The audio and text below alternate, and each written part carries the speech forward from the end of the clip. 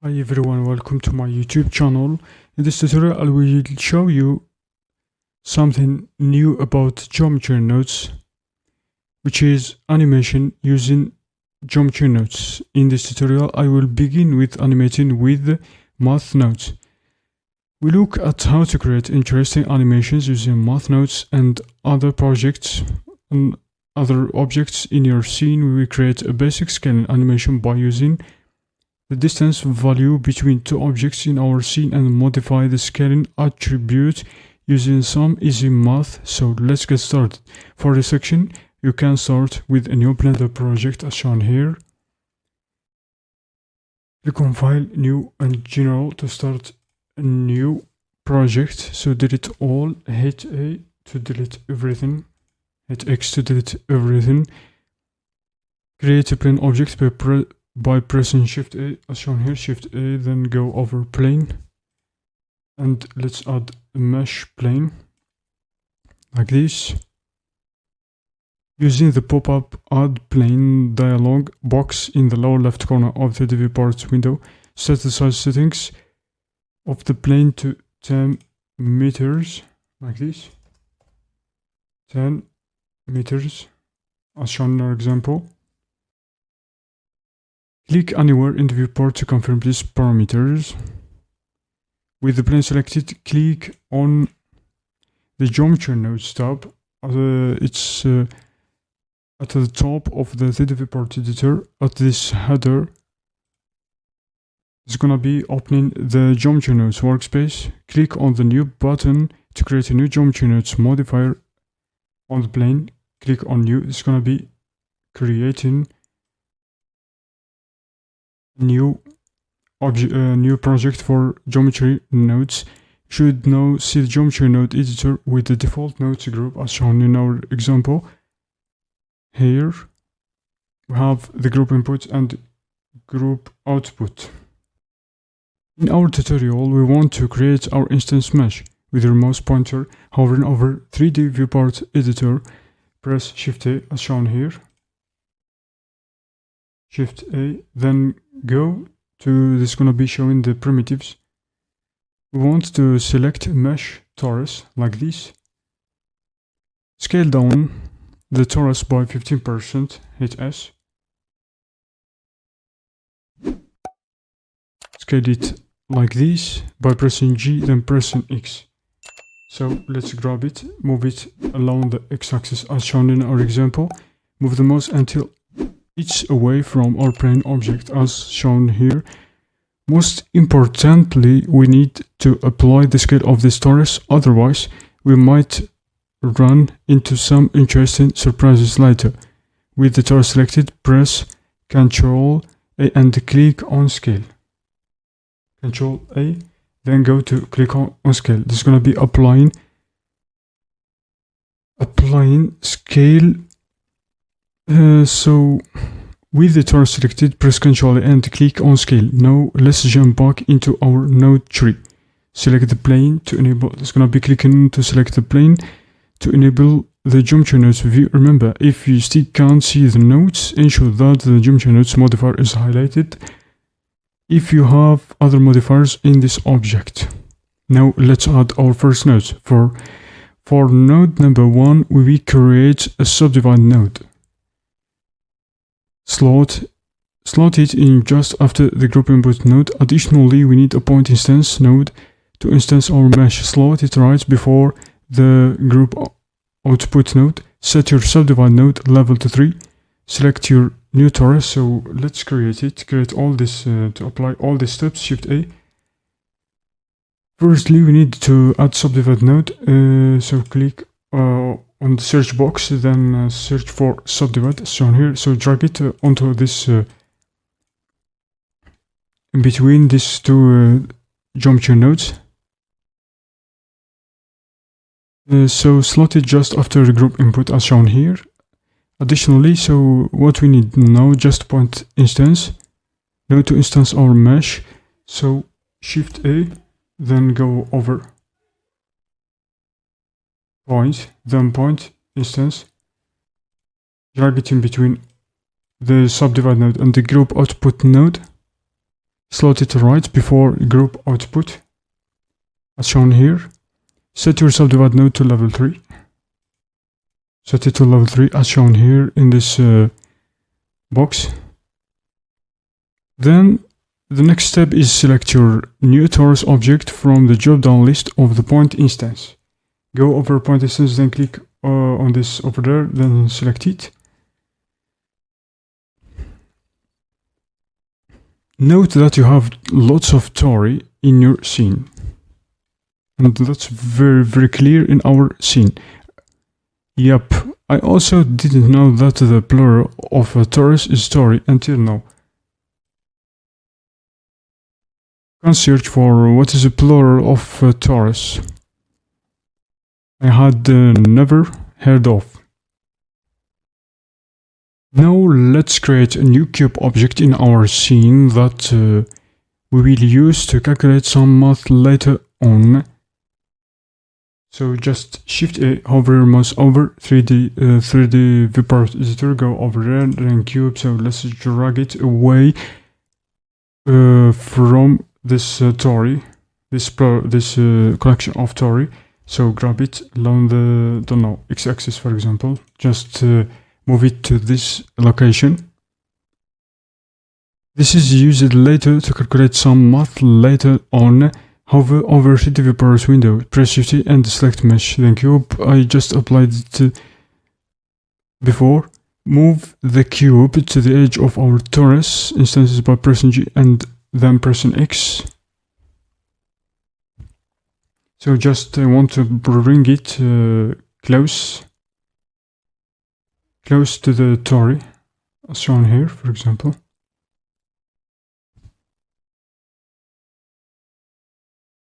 Like this. Your scene should now look like this. Back in our node tree, click on one of the torus instances to view the node tree if it's not visible. And this is gonna be showing the node tree. Add a new node called the object info. So hover mouse cursor over geometry nodes editor, then hit Shift A. Go to search for object info. So by pressing Shift and selecting input object info or using the search function, we are not going to connect this node to our other nodes at this moment. Just place it directly beneath the subdivide. Just place it over there. I don't want to connect it. We are going to use this node to calculate the distance between our tori and the cube object. On this object info node, click on the object drop-down list and select the cube object from the list.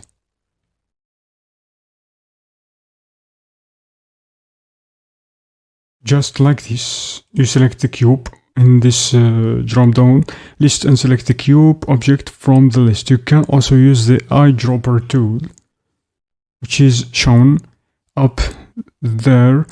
Then click on the relative button. Click on the relative button like this. It's going to be highlighted in blue. So you calculate the correct information of the cube and not just the original data.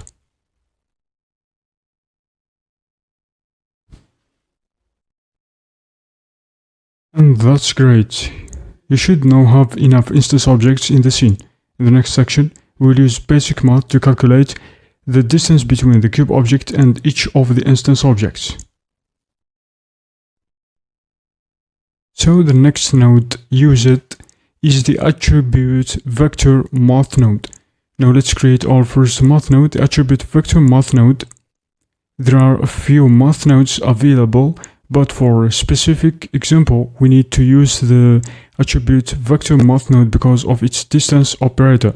Press Shift A and select attribute. So Shift A, then go over attribute, then search for attribute vector math. Click on it.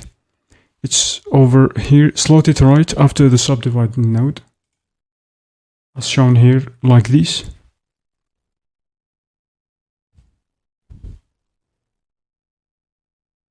Notice that the object info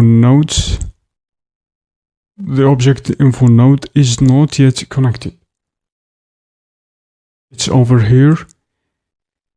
I just want to give you some important note. One thing to bear in mind is that any node that uses an attribute is calculating that attribute for each instance in every frame. Now let's take a moment to look at attribute vector math node and how we will use it. We want to calculate the distance between our cube and object and every torus instance object. The distance in between cube and every torus in our example. We already have the position value of each torus instance saved in the position attribute.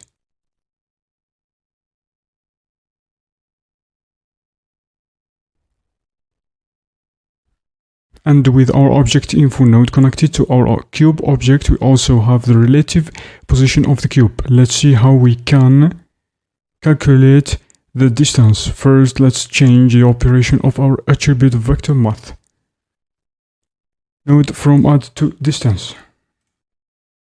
It's gonna be showing this drop down list. Then you should change add to distance like this. Then by clicking on the drop down menu on the node and selecting distance from the many different operations available.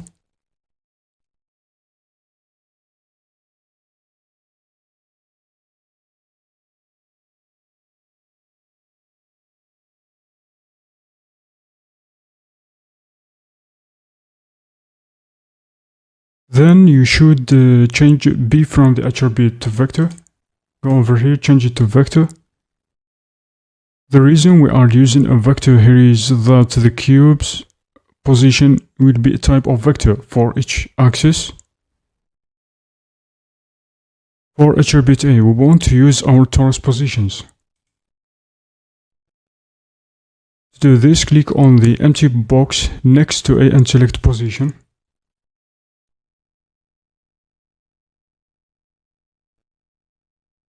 Like this, then try to select position from the list or enter the word position and press enter for attribute B. So go back to attribute B. We want to use our cube's position, so let's connect our object info node's location to attribute vector math nodes B input.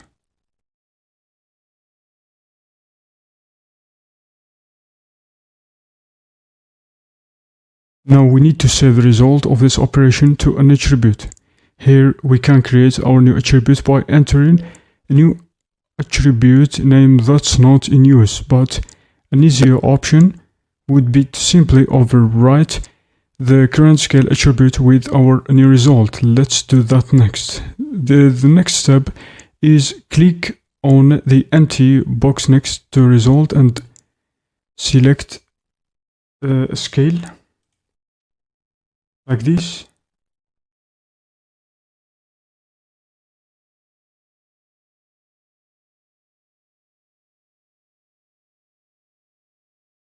You should select scale. We haven't scale over there, so just you can retype it like this.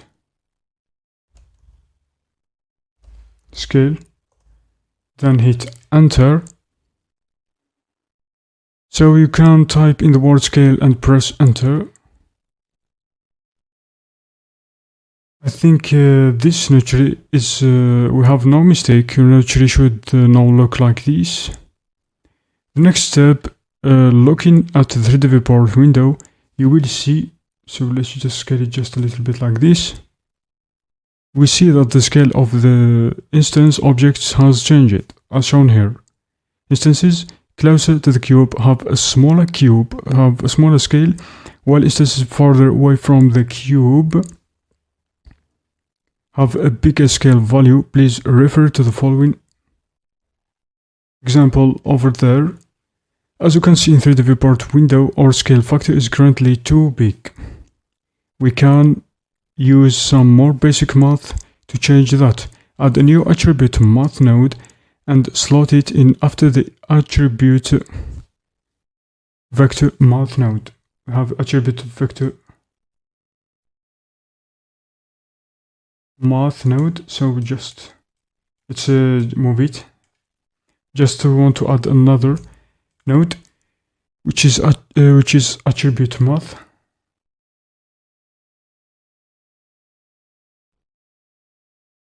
Click on attribute, then go over here. So slot it after the attribute vector math, like this. Note these are different nodes. So one uses vectors and the other uses float data types. We want to make our scale factor smaller, so let's use the divide operation to do this. We will perform a simple calculation to make our scale factor smaller. Scale over value equals smaller scale. Change operation at the top of this node from add to divide, like this. Search for divide. Click on divide. Leave a as attribute, like this. Then move to change b to float, like this. Gonna be changed to float. This will give us access to change this value manually. Next step, for attribute A. We have attribute A. Select scale from the drop-down list menu. Just for this box, let's select scale from the drop-down menu, or you can enter manually and press enter to confirm. For the result setting, as shown here, this box, we can overwrite an existing attribute. In this example, let's overwrite the scale. Just select the scale.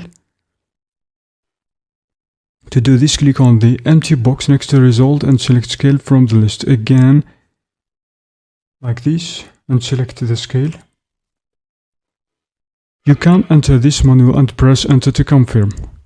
Your Tori will disappear from the 3D viewport editor as shown in our example, because we are now dividing by 0, resulting in the new scale being 0. Let's change our b value by clicking and dragging the float value.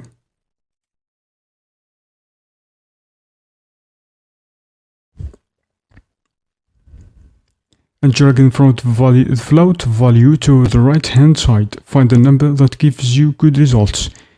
I choose, for example, 10.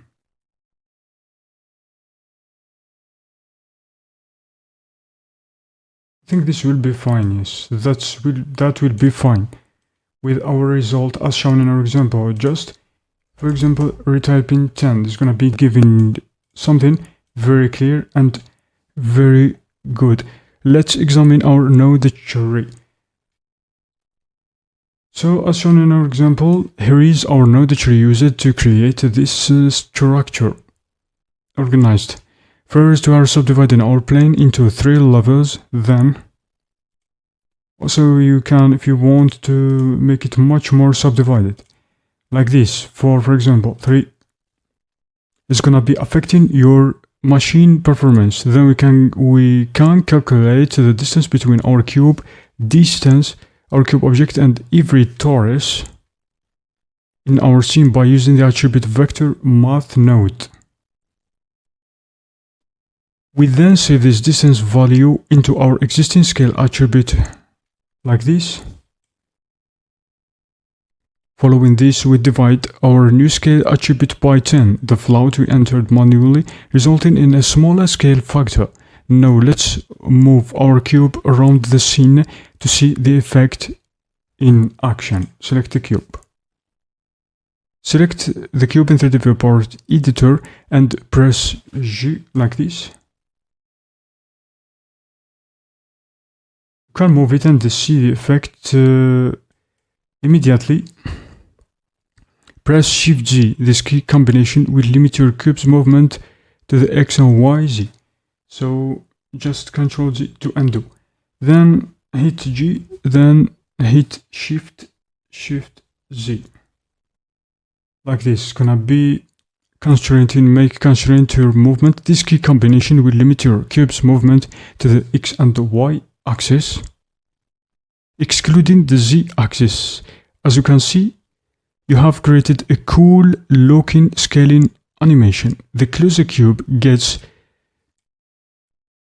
hit you again, and you can drag your mouse cursor, and you have created a very amazing, cool looking scaling animation. The closer the cube gets to a torus, the smaller the torus will become, as shown in our example over there.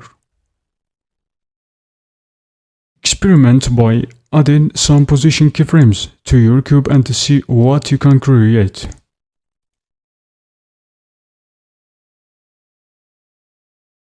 Using this method, you can easily create interesting and dynamic motion graphic scenes inside of Blender. Experiment with this technique and try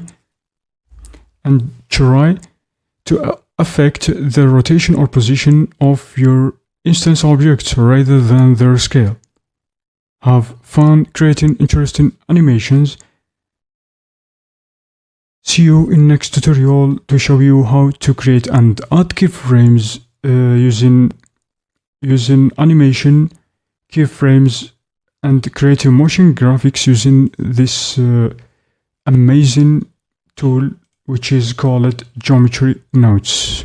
Thanks for watching.